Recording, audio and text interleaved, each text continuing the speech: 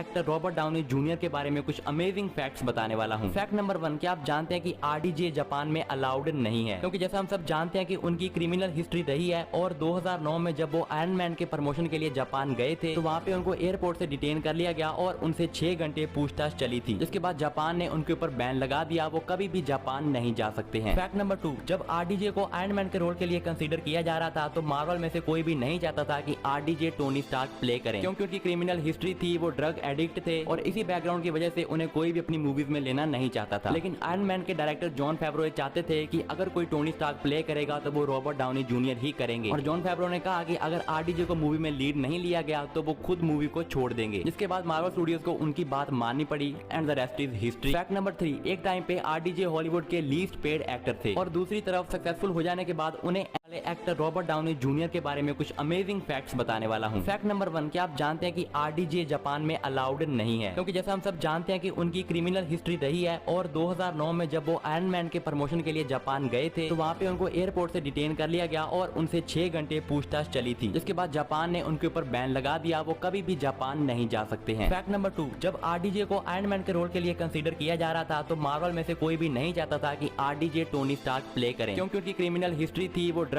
Addict थे और इसी बैकग्राउंड की वजह से उन्हें कोई भी अपनी मूवीज में लेना नहीं चाहता था। लेकिन आयरन मैन के डायरेक्टर जॉन फेवरो चाहते थे कि अगर कोई टोनी स्टार्क प्ले करेगा तो वो रॉबर्ट डाउनी जूनियर ही करेंगे, और जॉन फेवरो ने कहा कि अगर आरडीजे को मूवी में लीड नहीं लिया गया तो वो खुद मूवी को छोड़ देंगे, जिसके बाद मार्वल स्टूडियोज को उनकी बात माननी पड़ी and the rest is history. Fact number 3, एक टाइम पे आरडीजे हॉलीवुड के लीस्ट पेड एक्टर थे और दूसरी तरफ सक्सेसफुल हो जाने के बाद उन्हें